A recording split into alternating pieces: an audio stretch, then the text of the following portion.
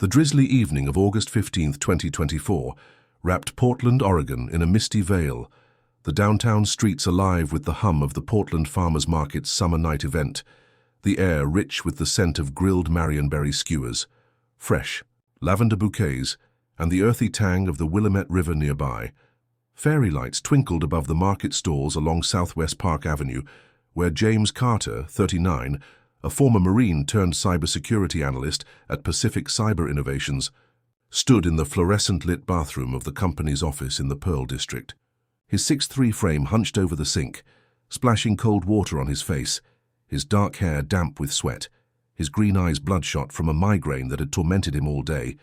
James was a man of precision, known for his ability to spot digital threats others missed, a skill that had earned him the nickname the Sentinel at work. He was a husband of 12 years to Emily Carter, a high school English teacher at Lincoln High School, and father to 2 boys, Liam, 9, and Noah, 6. The market event was in full swing outside, but James had stayed late to debug a critical system. Preach! His stomach churned. Not from the marionberry pie he'd eaten at lunch, but from the stress of the day. The bathroom door creaked open and 2 voices filtered in. Ryan Mitchell, a brash sales manager, and Chris Evans, a junior developer, their laughter echoing off the tiled walls. James froze, hoping they wouldn't notice him. He wasn't in the mood for small talk, but Ryan's next words stopped his heart cold. "Man, I'm telling you, I had Carter's wife last weekend at the market's opening night. Emily was all over me." Ryan's voice dripped. With smug satisfaction, Chris sounded skeptical. "Emily? No way. She's the perfect wife and they've been solid forever." Ryan chuckled darkly. "Swapped her iced coffee for something stronger when she wasn't looking, got her nice and loose. By the time the event ended, she was begging for it in my SUV," said James was too busy with the kids to notice. James's vision blurred, the migraine now a distant memory, replaced by a searing pain in his chest. Emily had come home late that night, claiming she'd stayed to help a friend pack up her stall. Her denim jacket slightly damp from the rain, her smile tired but warm. He'd believed her without question. Ryan continued, "We're meeting again tomorrow. She told me she's got a book club at 3:15 p.m., but she's really coming to my place on Northwest 23rd Avenue. The sink ran as Ryan washed his hands, his voice casual. 3 hours of book club. "Yeah, right," Chris muttered. "That's messed up, man. You took advantage of her." But Ryan laughed. "Advantage?" She wanted it, moaning my name like she'd been waiting for me her whole life. The door swung shut as they left, their laughter fading down the hall. James stood rooted to the spot, his hands gripping the sink so hard his knuckles turned white, his mind racing with questions he never thought he'd have to ask. Emily, his high school sweetheart, the woman who'd stood by him through his deployments, the mother of his children. Could she really betray him like this? Or was Ryan spinning a vicious lie to boost his ego? The thought of his boys, Liam and Noah, their innocent faces flashing in his mind, made his stomach churn. If Emily was cheating, what would this mean for their family? If she wasn't, why would Ryan target her with such a detailed story? James's training kicked in. The same instincts that made him a master at uncovering digital threats now screamed that something was wrong. He didn't know which was worse, a cheating wife or a colleague slandering her name. But one thing was certain: someone was going to pay, because if there's one thing James Carter knew how to do, it was follow a trail, and he'd follow this one to the bitter end.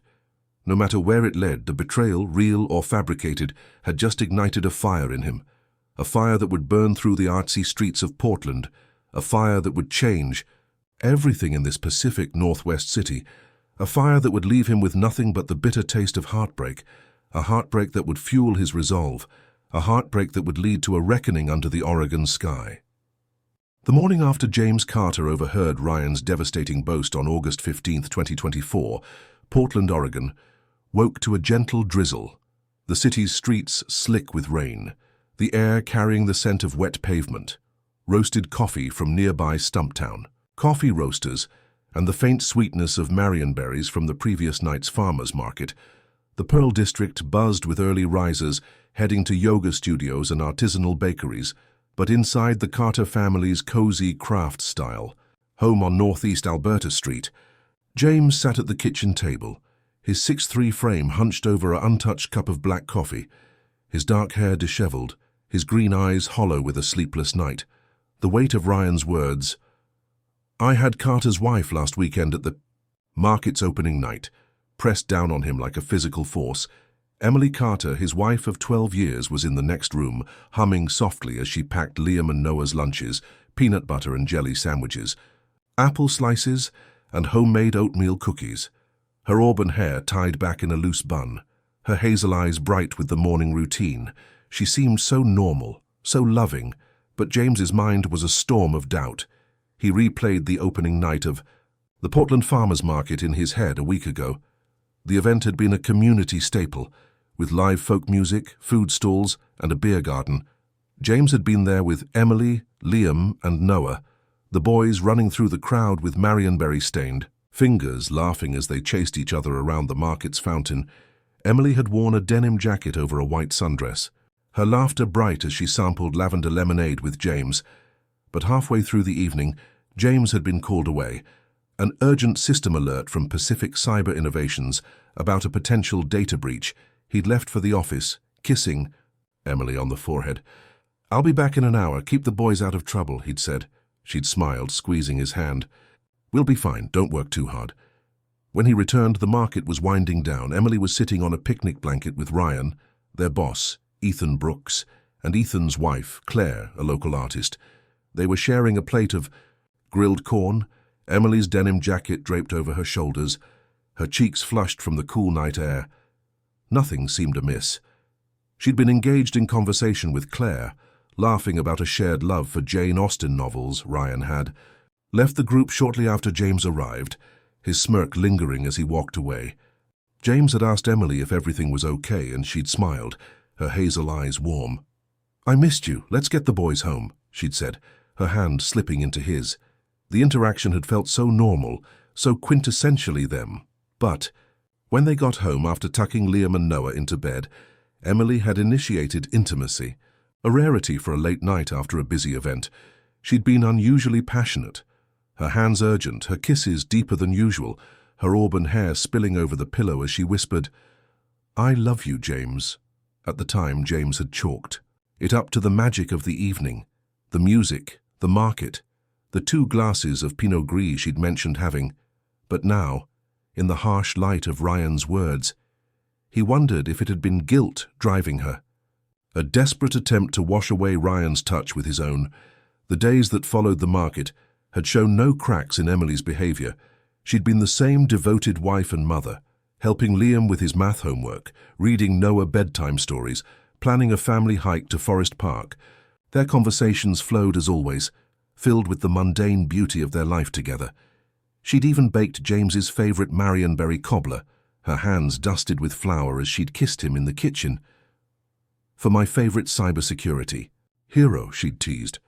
There were no signs of deceit, no secretive phone checks, no unexplained absences, no strange behavior. But Ryan's detailed story gnawed at James. How did he know about Emily's book club on Saturday?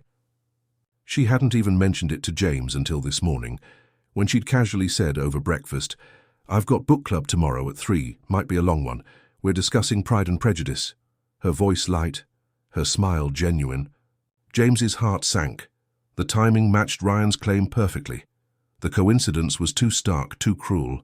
He watched Emily now, as she kissed Liam and Noah goodbye before they ran to the school bus, her laughter echoing through the house, and he felt a chasm opening between them, a chasm born of doubt, a chasm that threatened to swallow their 12 years of marriage, a chasm that made him question everything he thought he knew about the woman he loved, a chasm that would echo through the rainy streets of Portland, a chasm that would change everything in this Pacific Northwest city, a chasm that would leave him with nothing but the bitter taste of heartbreak, a heartbreak that would fuel his resolve, a heartbreak that would lead to a reckoning under the Oregon sky. The grey afternoon of August 16, 2024, settled over Portland, Oregon. With a persistent drizzle, the city's streets reflecting the overcast sky, the air heavy with the scent of rain-soaked cedar, freshly brewed coffee from local roasteries, and the faint sweetness of marionberry jam from nearby bakeries. The Pearl District hummed with the quiet rhythm of a Friday. Cyclists weaving through traffic, their rain jackets bright against the muted backdrop. But for James Carter, 39, the world had narrowed to a single suffocating question. Could Emily, his wife of 12 years, really be betraying him with Ryan Mitchell? Inside the sleek offices of Pacific Cyber Innovations, James sat at his desk, his 6'3" frame rigid with tension, his dark hair pushed back, his green eyes scanning lines of code on his monitor. But his mind was elsewhere. Ryan's words from the night before, "She's really coming to my place on Northwest 23rd Avenue," looped in his head like a broken record. Emily had left for Lincoln High School that morning, her auburn hair pulled into a neat ponytail, her hazel eyes warm as she kissed him goodbye. "See you tonight. I'm making your favorite cedar plank salmon," she'd said, her voice light, her smile genuine. But James couldn't shake the doubt that had taken root. He needed answers, and as a cybersecurity analyst known as the Sentinel for his ability to uncover hidden threats, he knew how to find them. James began by observing Emily more closely, applying the same meticulous techniques he used to detect digital vulnerabilities. He started with subtle tests, casually mentioning Ryan's name during dinner that evening. "Ryan from sales was at the market last week. Did you talk to him much?" he asked, his tone neutral, his green eyes watching her every move. Emily, setting the table with Liam and Noah's help, didn't flinch. "Ryan? Oh, yeah. He was hanging around our group for a bit. Kind of annoying, honestly, kept trying to get me to dance. But I stuck with Claire most of the night." Her voice was steady, her hazel eyes meeting his, without a flicker of unease. She even laughed. "He's got that salesman vibe, too pushy for me." Her response was so natural, so dismissive that James almost believed her. But a small voice in his head whispered that a skilled liar could be just as convincing. Over the next few hours, James watched her every move, noting the way she helped Liam with his spelling words, the way she tucked Noah into bed with a story about a brave dragon, the way she curled up on the couch with a cup of chamomile tea, her auburn hair glowing in the lamplight. There were no signs of deceit.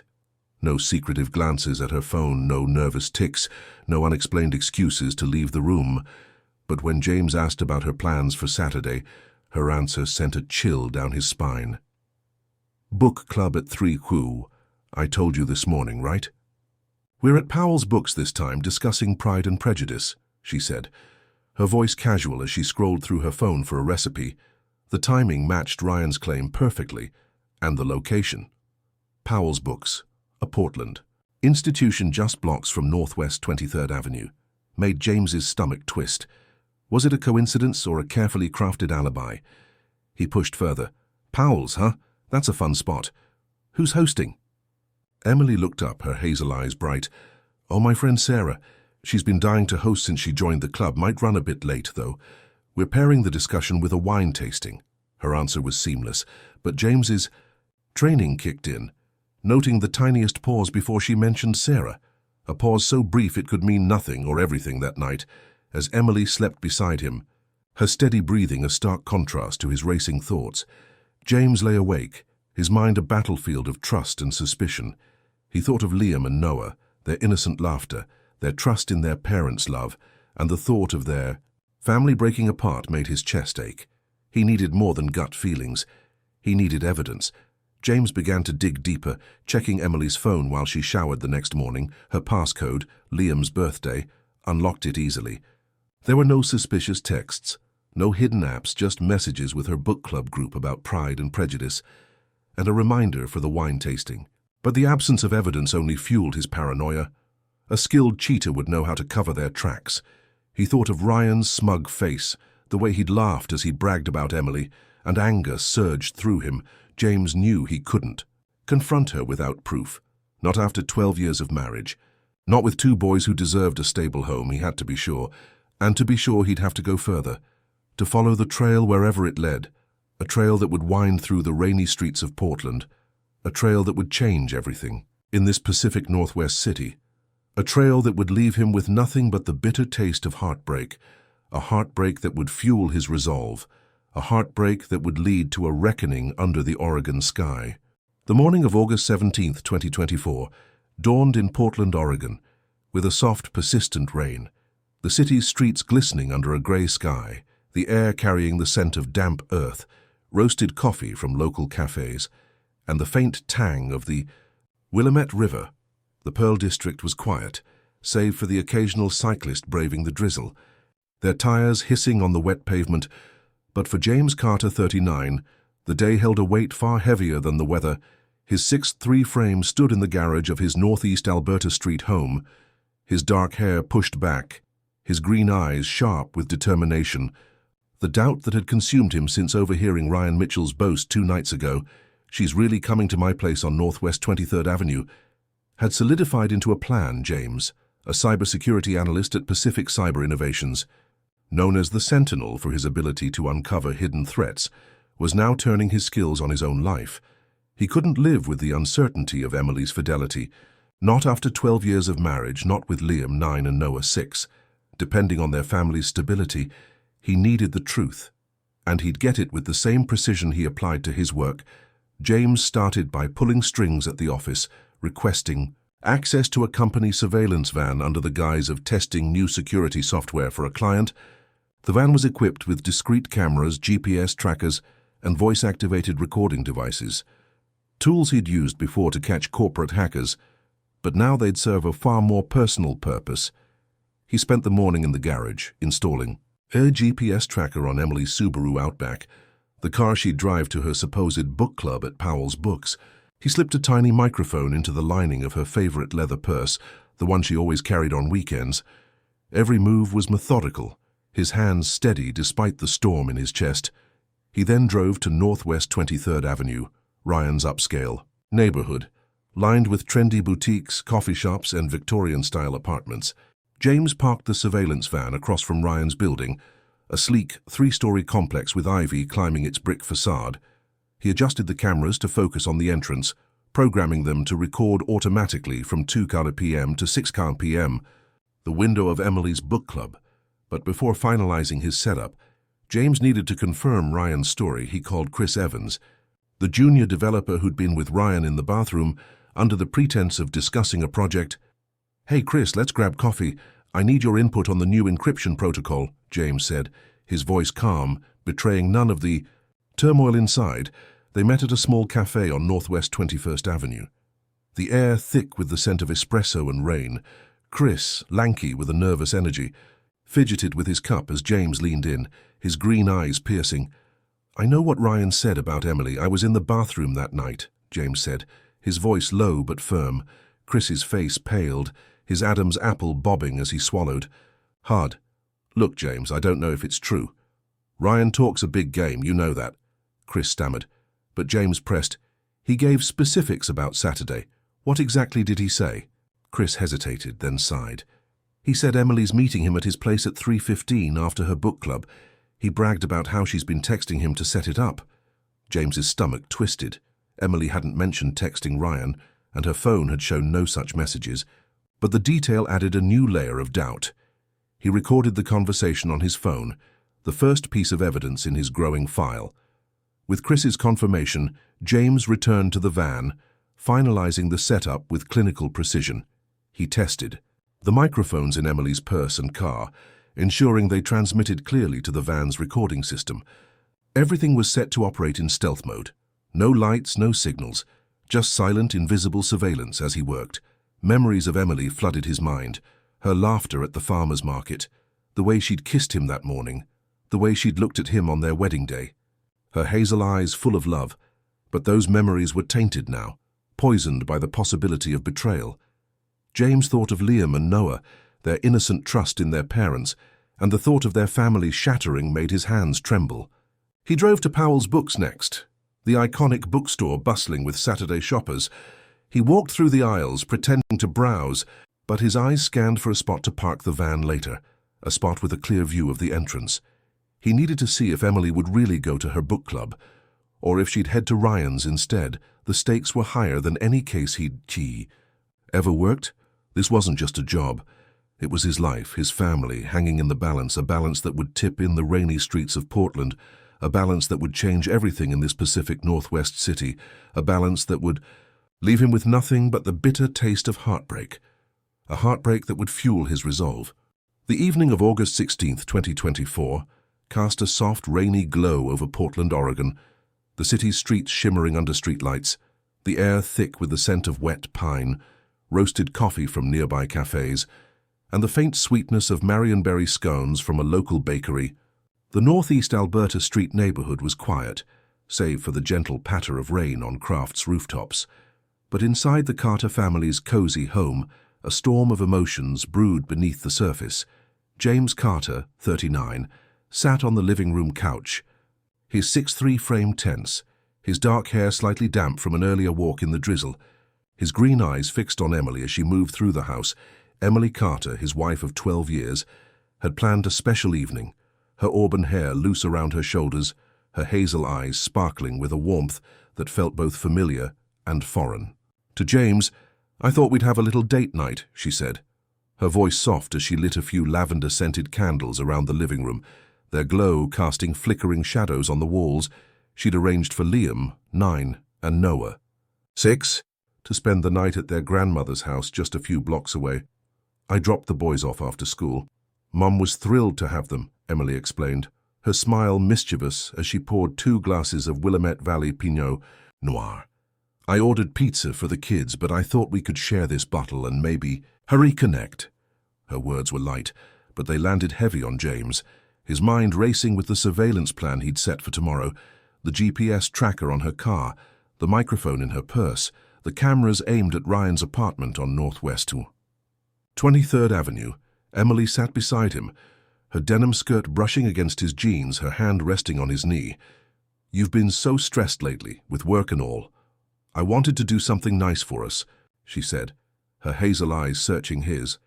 James forced a smile, his heart a battlefield of love and suspicion. "That sounds perfect," he managed, taking a sip of the wine, its tartness sharp on his tongue.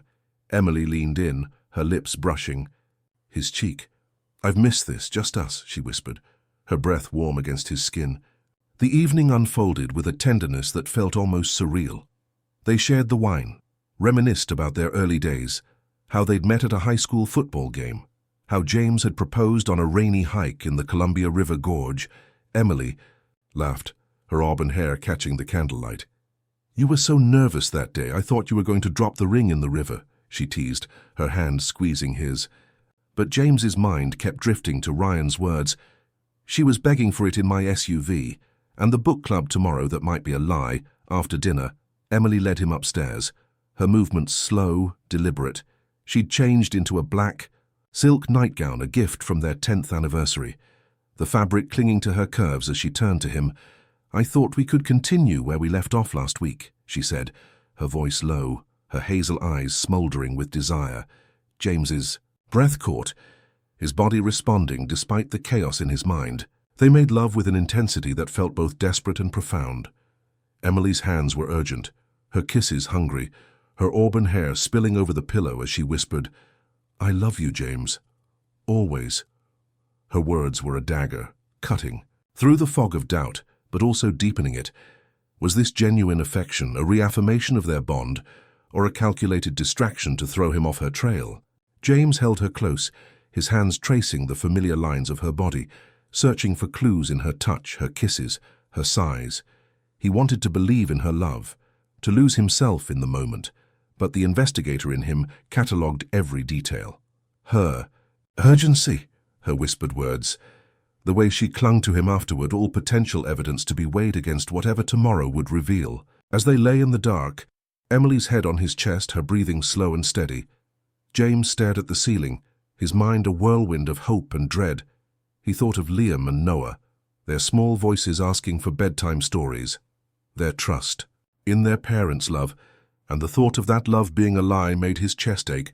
Emily's warmth beside him felt like a lifeline, but also a potential illusion, a cruel trick played by a woman he no longer knew. He wanted to confront her, to demand the truth, but he knew he couldn't. Not yet, not without proof. Tomorrow would be the reckoning, the day he'd learn if his wife was the woman he'd always believed her to be, or a stranger who'd shattered his world. A reckoning that would unfold in the rainy streets of Portland, a reckoning that would change everything in this Pacific Northwest city, a reckoning that would leave him with nothing but the bitter taste of heartbreak, a heartbreak that would fuel his resolve. The morning of August 18, 2024, arrived in Portland, Oregon. With a steady drizzle, the city's streets slick under a gray sky, the air heavy with the scent of rain-soaked pavement, roasted coffee from local roasteries, and the faint sweetness of Marionberry pastries from nearby bakeries. The Pearl District stirred with Saturday energy, families heading to Powell's Books for story time, couples sipping lattes at sidewalk cafes. But for James Carter, 39, the day was a crucible. His 6'3" frame sat rigid in the driver's seat of his surveillance van, parked discreetly near Powell's Books on West Burnside Street, his dark hair pushed back, his green eyes sharp with focus. The plan he'd set in motion, GPS tracker on Emily's car, microphone in her purse, cameras aimed at Ryan Mitchell's apartment on Northwest 3rd Avenue, was now in play. James, a cybersecurity analyst at Pacific Cyber Innovations, known as the Sentinel, was using his skills to uncover the truth about his wife of 12 years, Emily Carter, Ryan's boast. "She's really coming to my place on Northwest 23rd Avenue," had haunted James for days, and today at 3 p.m., Emily's book club at Powell's would either confirm her fidelity or shatter their family. James watched as Emily left their Northeast Alberta Street home at 2:45 p.m., her auburn hair tied back, her hazel eyes bright as she kissed Liam and Noah goodbye. "I'll be back after book club. Be good for Dad," she'd said, her voice light, her denim jacket slung over her shoulder. James had nodded, forcing a smile. "Have fun.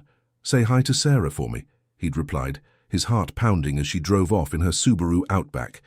The GPS tracker pinged her location. Showing her heading toward Powell's, James followed at a distance.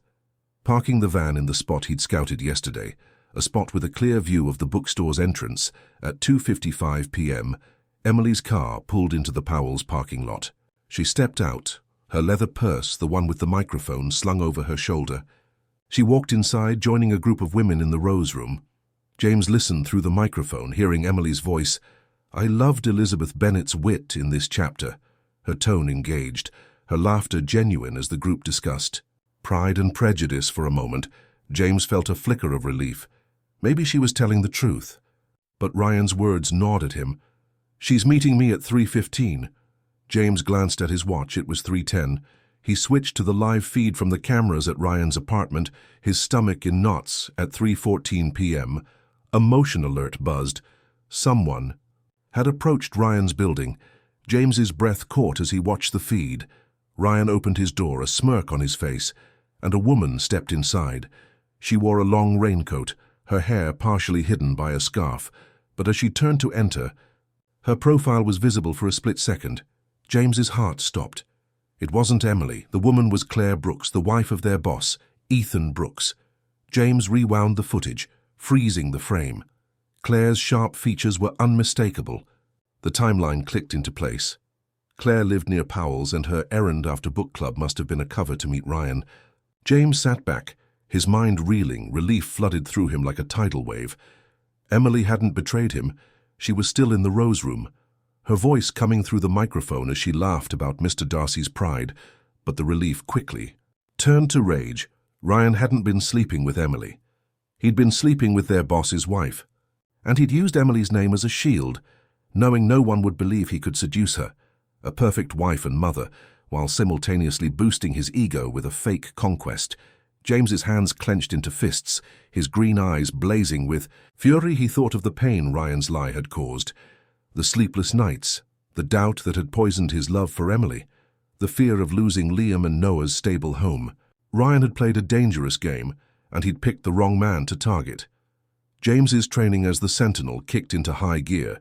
He saved the footage, the audio from Emily's book club, and the recording of Chris's confirmation. Building a case as airtight as any he'd prepared for a corporate hack, he knew what he had to do next. Ryan would pay, not just for the affair, but for the slander, for the heartbreak he'd inflicted on James's family. The truth had set James free, but it had also ignited a fire that would burn through the rainy streets of Portland, a fire that would change everything in this Pacific Northwest city, a fire that would leave Ryan with nothing but the bitter taste of his own deceit, a deceit that would fuel James's resolve, a deceit that would lead to a reckoning under the Oregon sky.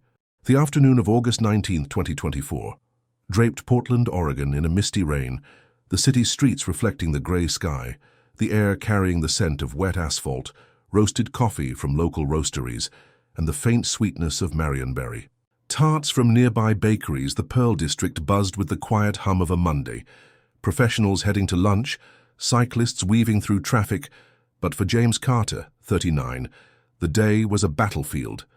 His 6'3" frame sat in the sleek office of Pacific Cyber Innovations, his dark hair neatly combed, his green eyes burning with a quiet fury. The truth he'd uncovered yesterday, Ryan Mitchell's affair with Claire Brooks, the wife of their boss Ethan Brooks, and his slander of Emily, had ignited a fire in him.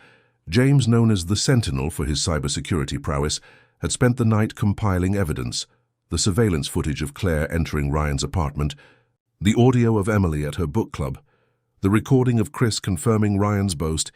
It was a case as airtight as any he'd built against corporate hackers. But this wasn't about a data breach. This was about his family, his marriage, his honor. James requested a private meeting with Ethan Brooks, the CEO of Pacific Cyber Innovations, a man known for his sharp mind and no-nonsense demeanor. Ethan's office on the top floor overlooked the Willamette River, its floor-to-ceiling windows framing the rainy cityscape. Ethan, 45, with salt and pepper hair and a stern jaw, motioned for James to sit. "What's this about, Carter? You said it was urgent." Ethan's voice was clipped, his blue eyes assessing. James took a deep breath, his voice steady despite the storm inside. "It's about Ryan Mitchell and your wife, Claire." Ethan's expression darkened. "But," he said, nothing, waiting. James slid a USB drive across the desk. "This contains footage of Claire entering Ryan's apartment on Northwest 23rd Avenue yesterday at 3:14 p.m., while Emily, my wife, was at her book club at Powell's Books." He paused, letting the words sink in. "Ryan's been having an affair with Claire, and he's been using Emily's name to cover it up, spreading lies that she was the one he was with." Ethan's jaw tightened, his knuckles whitening as he gripped the edge of his desk. James continued, "I also have a recording of Ryan bragging about it in the office bathroom, and a conversation with Chris Evans confirming the details." Ethan plugged the USB into his laptop, his face a mask of controlled rage as he watched the footage. Claire's unmistakable profile as she entered Ryan's apartment, the audio of Ryan's smug voice. "I had Carter's wife last weekend," echoed. In the silent office, followed by Emily's voice at Powell's discussing Pride and Prejudice, Ethan's hands trembled as he removed his earbuds, his blue eyes cold with fury. "That son of a bitch has been sleeping with my wife and dragging your wife's name through the mud," he said, his voice low, dangerous. James nodded, his green eyes unwavering. "I want Ryan gone, fired for violating company ethics, for slander, for the pain he's caused my family." He paused, his voice softening. "And I want Chris out, too." He knew and didn't say anything. Ethan leaned back, his expression a mix of shock and resolve. "Done," he said immediately. "I'll handle it personally. First thing this afternoon, they're out." He paused, running a hand through his hair. "James, I owe you for this, for handling it discreetly. Most men would have gone public, caused a scandal." James shook his head. "I didn't do this for you, Ethan. I did it for Emily, for Liam and Noah, to protect their mother's reputation." Ethan extended his hand, his grip firm. "You have my word. This stays between us. Ryan and Chris will be gone, and no one will know why." James nodded, but the fire in his chest still burned. He thought of the sleepless nights, the doubt that had nearly broken his marriage, the fear of losing his boy's stable home. As he left Ethan's office, he saw Ryan and Chris in the hallway, laughing over a coffee. Oblivious to the storm coming their way by 2 p.m., Ethan's assistant called Ryan and Chris into his office. The blinds closed with a sharp snap. James watched from his desk, pretending to focus on code, but his ears were tuned to the muffled shouts behind the door. At 2:30 p.m., security escorted Ryan and Chris to their desks, their faces pale, their hands trembling as they packed their belongings. Ryan's smirk was gone, replaced by a look of panic. Chris kept his head down, avoiding eye contact. The office buzzed with whispers, but no one knew the truth. Ethan had kept his promise. James felt a grim satisfaction. Justice had been served. But the scars of the past few days lingered, Scars that would heal in the rainy streets of Portland. Scars that would change everything. In this Pacific Northwest city, scars that would leave Ryan and Chris with nothing but the bitter taste of their own downfall. A downfall that fueled James's resolve. A downfall that marked a reckoning under the Oregon sky. The evening of August 19th, 2024, settled over Portland, Oregon. With a gentle rain, the city's streets glowing under the soft light of street lamps, the air rich with the scent of wet cedar, roasted coffee from nearby cafes, and the faint sweetness of Marionberry jam lingering from a local bakery, the northeast Alberta Street neighborhood was quiet.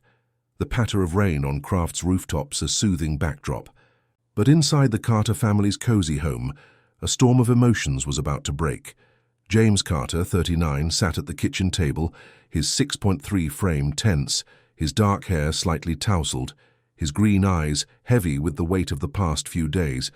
Across from him sat Emily Carter, his wife of 12 years, her auburn hair loose around her shoulders, her hazel eyes bright with curiosity. They'd just returned from picking up Liam, 9, and Noah, 6, from their grandmother's house, the boys now upstairs, giggling over a board game. Emily had sensed James's distance all day, his forced smiles, his quiet demeanor. "You've been off since this morning. What's going on?" she asked, her voice soft but firm, her hand reaching for his across the table. James took a deep breath, his heart pounding.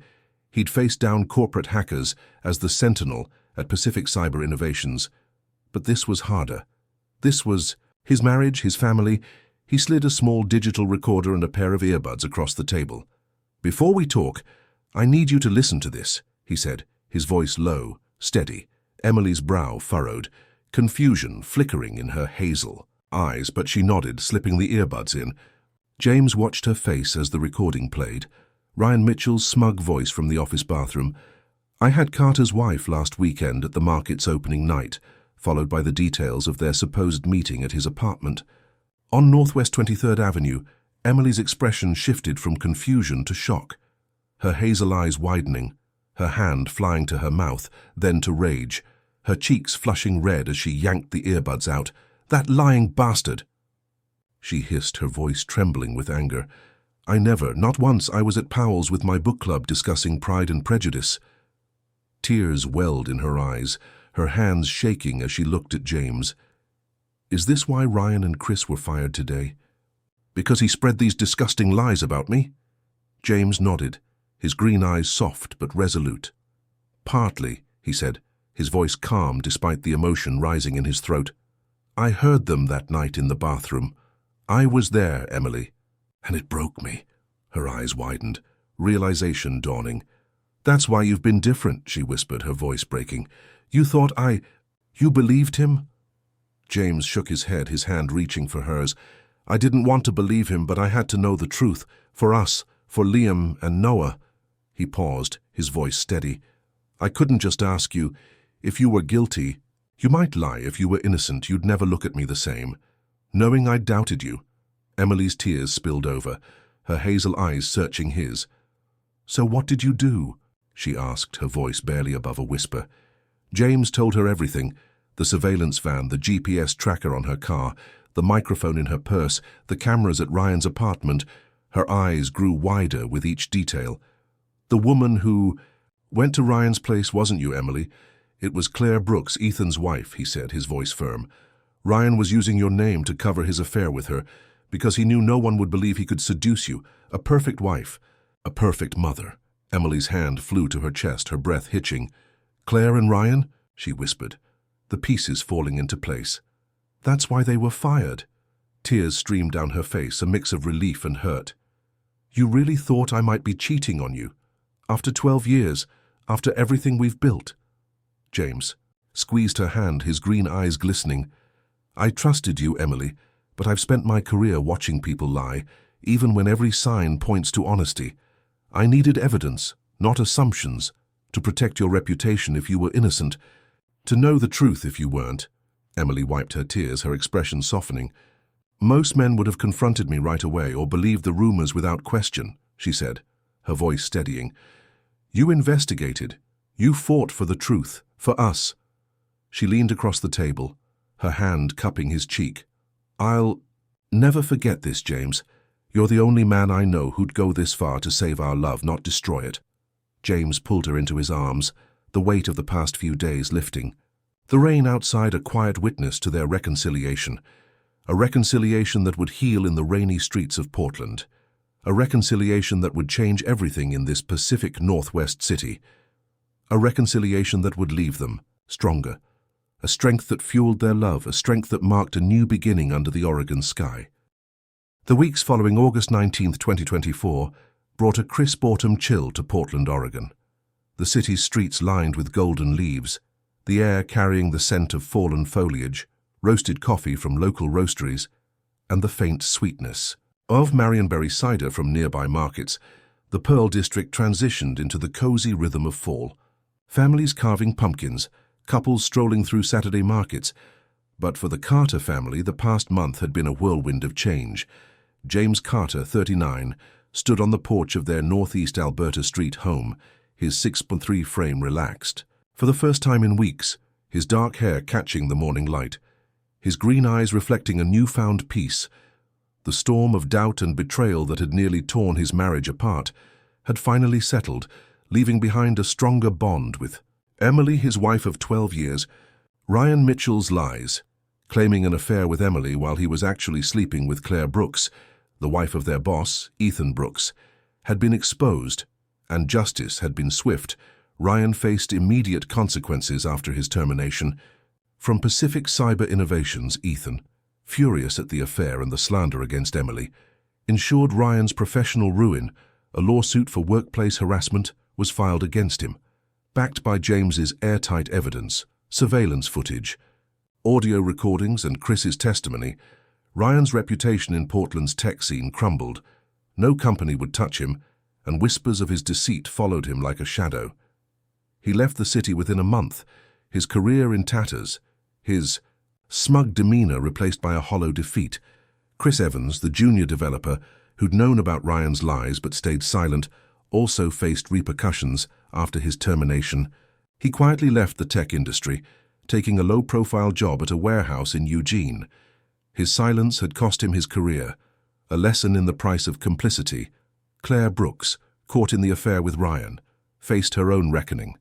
Ethan filed for divorce the day after James's revelation. The proceedings were kept private, but Claire agreed to a settlement that left her with little. She moved to Seattle shortly after, her social circle in Portland shrinking as word of her betrayal spread. Ethan, though wounded by his wife's infidelity, channeled his energy into work. He became more reserved, focusing on Pacific Cyber Innovations, but he maintained a respectful relationship with James, often checking in with a quiet gratitude for his discretion for James and Emily. The aftermath brought clarity and renewal. The truth had tested their marriage, but it had also fortified it. Emily, her auburn hair glowing in the autumn light, her hazel eyes warm with love, stood beside James on the porch, her hand in his.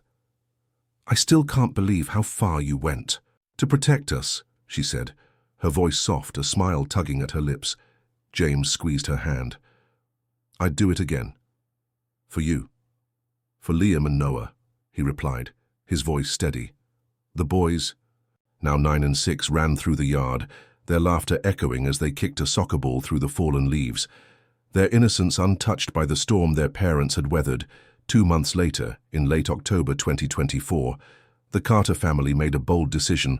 Pacific Cyber Innovations offered James a promotion to oversee their new branch in San Diego, California. A city of sun and sea, a stark contrast to Portland's rainy charm.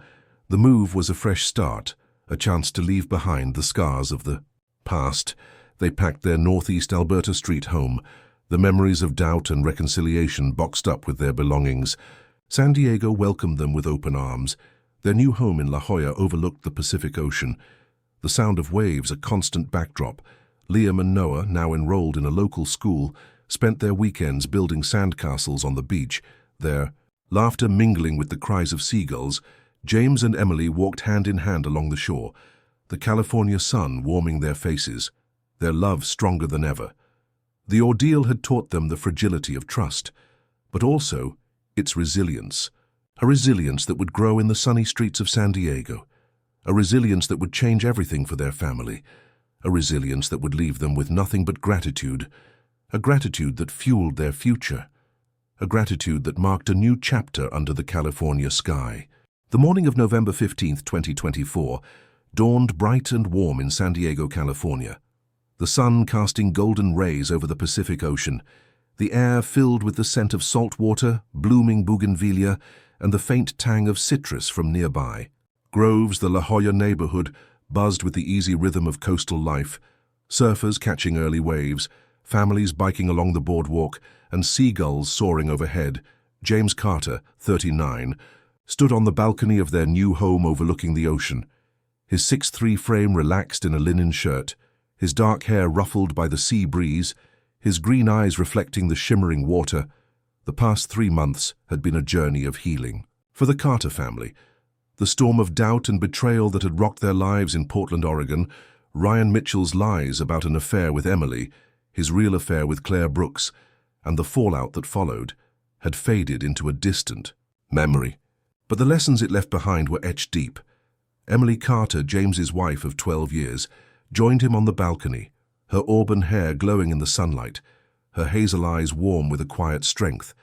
She wore a white sundress, her hand slipping into his as they watched Liam, 9, and Noah, 6, play on the beach below. The boys' laughter carried on the wind as they chased waves, their small figures darting through the surf, their joy a testament to the family's resilience. James thought back to those dark days in Portland, the night he'd overheard Ryan's boast in the office bathroom, the sleepless nights of doubt, the surveillance that led him to the truth, Emily's innocence, Ryan's deceit, and Claire's betrayal of Ethan. He'd been the sentinel at Pacific Cyber Innovations, a cybersecurity analyst trained to uncover hidden threats, but nothing had prepared him for the threat to his own marriage. The experience had taught him a hard truth. Trust is fragile, but it's also a choice. He'd chosen to seek the truth rather than let doubt destroy his family, a choice that saved his marriage, a choice that brought them to this sunlit moment in San Diego. Emily squeezed his hand, her voice soft. "I think about it sometimes. How close we came to losing everything," she said, her hazel eyes meeting his. "But you didn't let that happen, James. You fought for us, for the truth." James turned to her, his green eyes steady. "I had to," he said, his voice low. "I couldn't let a lie tear us apart.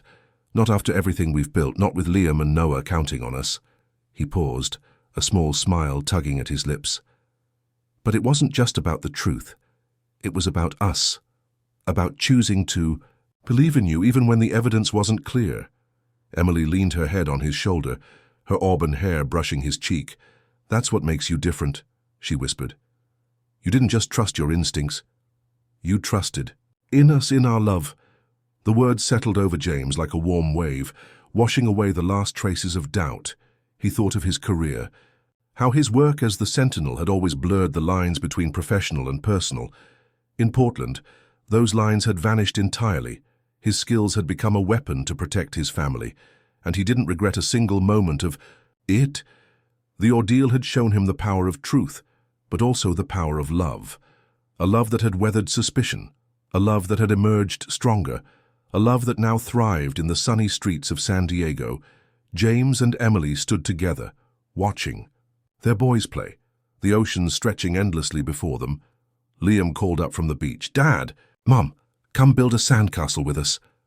His voice full of excitement, Noah waved a plastic shovel, his grin wide. James and Emily laughed, their hands still entwined as they stepped off the balcony, the sand warm beneath their feet as they joined. Their sons, the family, worked together, building a towering sandcastle with moats and turrets, their laughter mingling with the sound of the waves, the California sun shining down on them. This was their new beginning, a chapter born from the ashes of doubt, a chapter filled with trust, love, and the promise of brighter days. A promise that would echo through the sunny streets of San Diego, a promise that would change everything for the Carter family, a promise that would leave them with nothing but hope, a hope that fueled their future, a hope that marked a perfect ending under the California sky.